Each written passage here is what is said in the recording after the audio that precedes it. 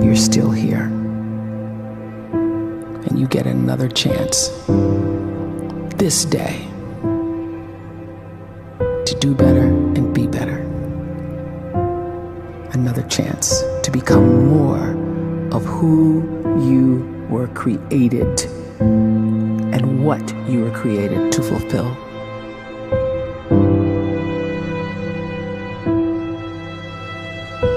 Everyone in the world is capable of living outside the role or beyond the roles that they place themselves in, no matter what it is. You're not just a dad, you're not just a banker, you're not just a brother or a son or a convict. It doesn't matter. Like, everyone is bigger, much bigger, infinitely bigger than the roles they place themselves in, and is capable of reaching potential greater than anything they could imagine.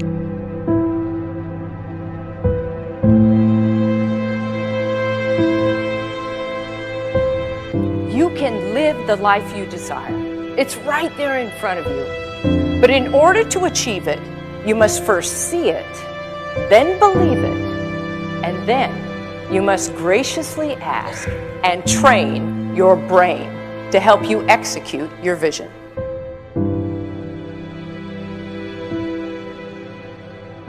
So when you start to focus and you delete distraction from your life, and you start to get seriously invested in doing one thing staggeringly well, and you practice that one thing over and over, a term to think about is mundanity.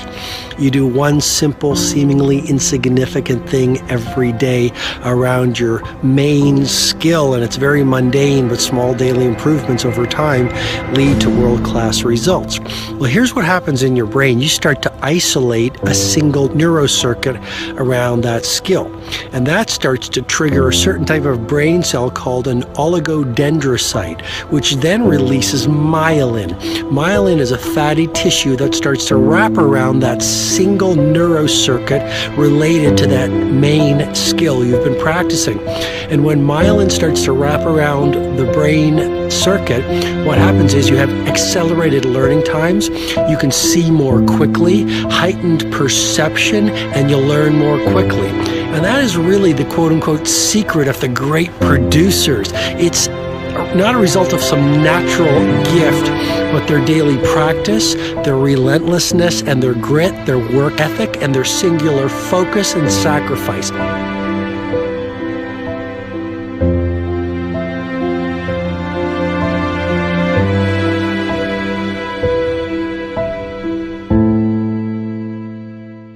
A great life is built not by revolution.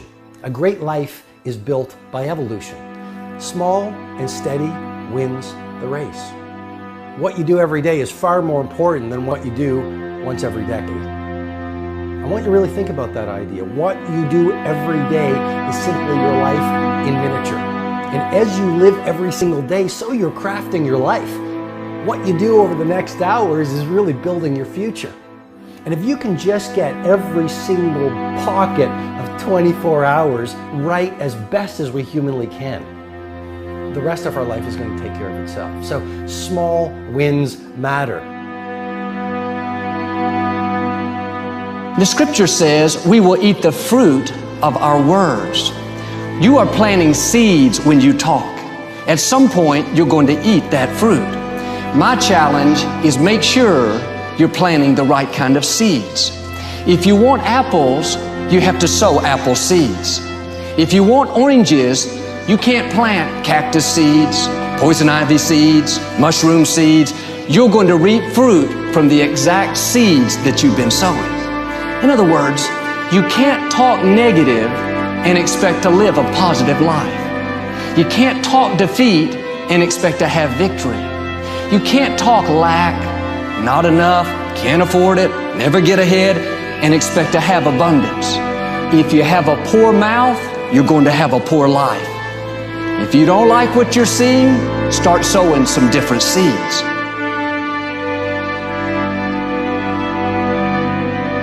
We may not realize it, but we're always feeding ourselves. What we watch, listen to, the people we're around, the thoughts we're dwelling on, that's feeding our inner man. If you go to lunch with people that talk bad about the boss, make fun of a coworker, put down a friend. They're feeding you gossip, feeding you jealousy, feeding you disrespect. Here's the key. Whatever you feed is going to grow. You may not like what they're feeding you. You're a nice person. But if you continue to hang around them, before long, you'll be gossiping. You'll be critical. You'll be disrespectful. Why? Because you kept feeding the wrong things. If you're always feeding negative thoughts, thinking, I'll never get well, I'll never meet the right person, you're feeding doubt, feeding mediocrity, feeding fear.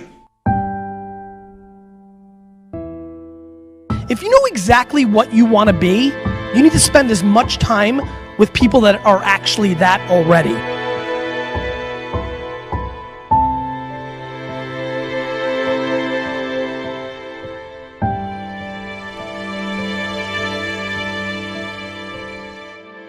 You cannot let a fear of failure, or a fear of comparison, or a fear of judgment stop you from doing what's going to make you great. You cannot succeed without this risk of failure. You cannot have a voice without the risk of criticism. And you cannot love without the risk of loss. You must go out and you must take these risks.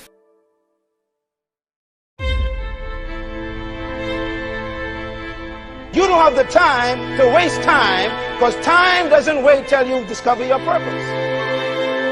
If you don't know why you was born, time is still moving. And if you discover your purpose at 90 years old, it's too late.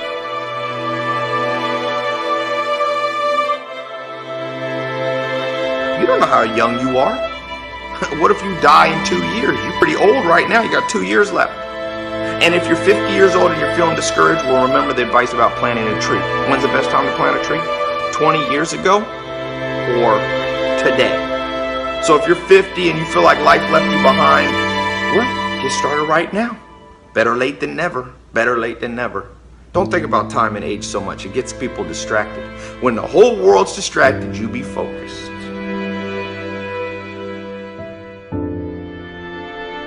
You have to trust your own voice, your own ideas, your honesty, your vulnerability, and through this you will find your way.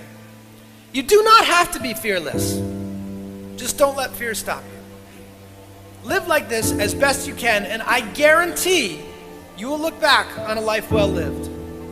You are capable of greatness in your profession, and more importantly, in your quality of self. Stay hungry. Stay young at heart. Take those risks. You are going to change the world around you in big ways and in small.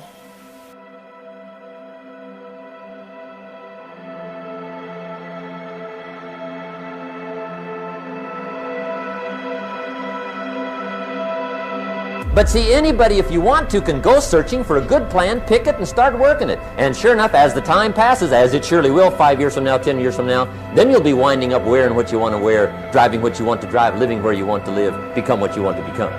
But now's the time to fix the next 10 years. And who can? Anybody.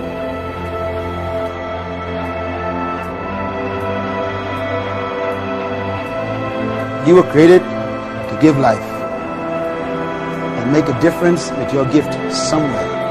That's why you came to this place.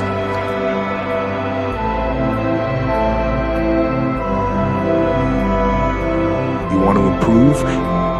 You want to get better? You want to get on a workout program or a clean diet? You want to start a business? You want to write a book or make a movie or build a house or a computer or put together some mobile application? Where do you start? You start right here. And when do you start? You start right now. You initiate the action aggressively. You go.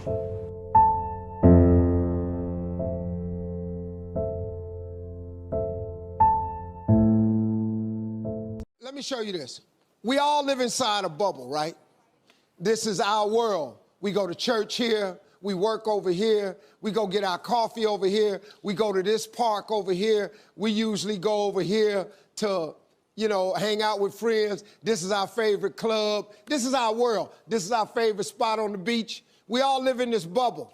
What you got to do to get the life that God wants you to have, you got to put more air in your bubble. You got to blow your bubble up. Expand yourself. Take yourself out your comfort zone. Do not live in your bubble. Put some more air in your bubble. If you stay in your comfort zone, that's where you will fail. You will fail in your comfort zone. Success is not a comfortable procedure.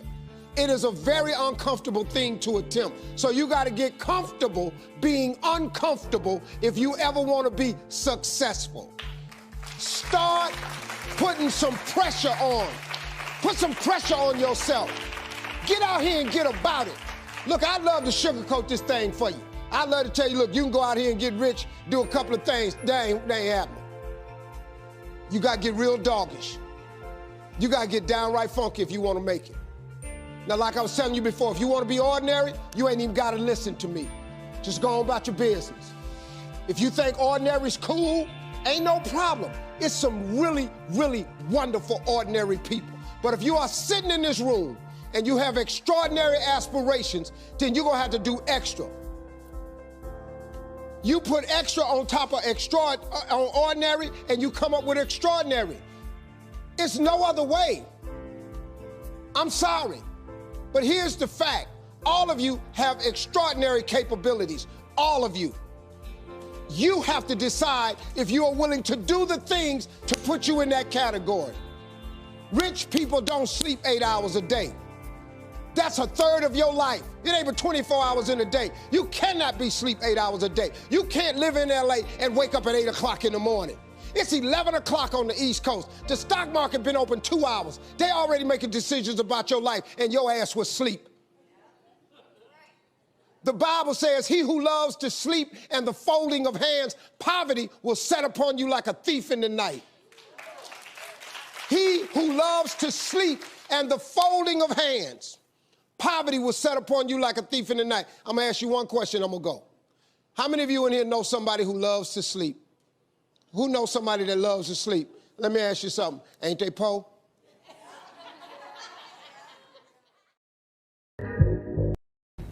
It's the one thing that we all have, the mind, right? But it's the one thing that we don't have a manual for. We buy a blender, we get a manual. Our iPhone comes with a manual. We get a car, and it has a manual.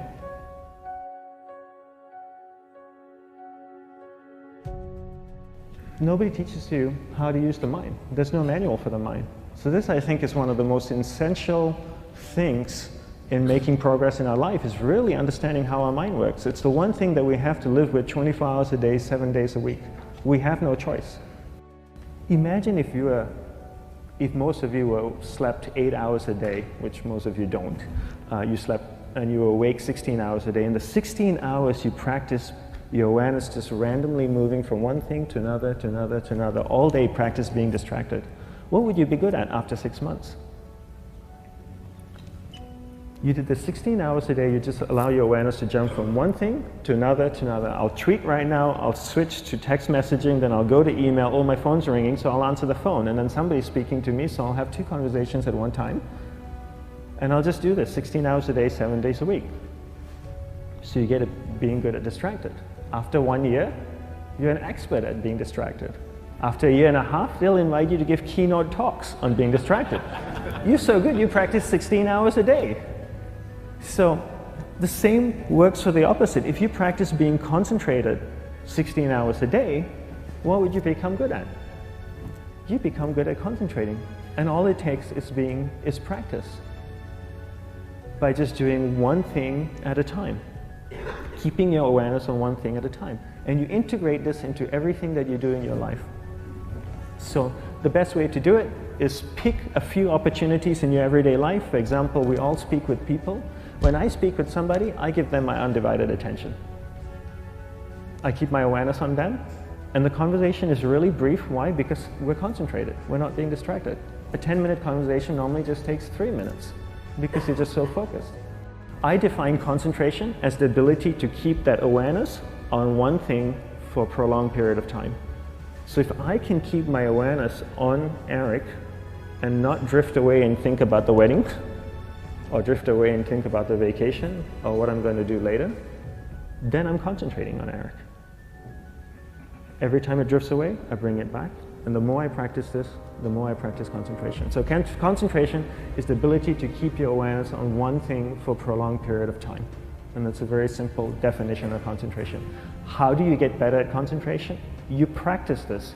You practice this 24 hours a day, 7 days a week. And it's the only way to get good at it. And what's the best way to practice it? The best way to practice it is to integrate it into everything that you do in your life. Not to meditate 10 minutes in the morning. It doesn't work. You really need to look at your life the same way a sprinter in the Olympics looks at his life. You've all heard of Usain Bolt, the man that won the gold medal twice, 2 Olympics in a row, broke the world record. I don't know anything about him, to be honest. But if I was looked at him, he obviously sprints, he practices running, probably does a lot of long distance, he probably does a lot of stretching as well, I'm sure he gets massages. He looks like he eats the right kind of food. Drinks the right amount of water, takes vitamins. His whole day is so disciplined. For what? To prepare him for 9.57 seconds. I think that's what the world record is, right? For 100 meters, 9.5 or 9.57 seconds. His whole day is preparing him for that short time, not the other way around. A lot of people say, you know what, I need to be more concentrated. So you know what, I'm going to meditate in the morning, I'll sit down for 2 minutes. Okay, now I'm Zen master. And the remaining 23 hours and 58 minutes, they just go about being ordinary and crazy. How does that work? How would you change? It's not balanced at all.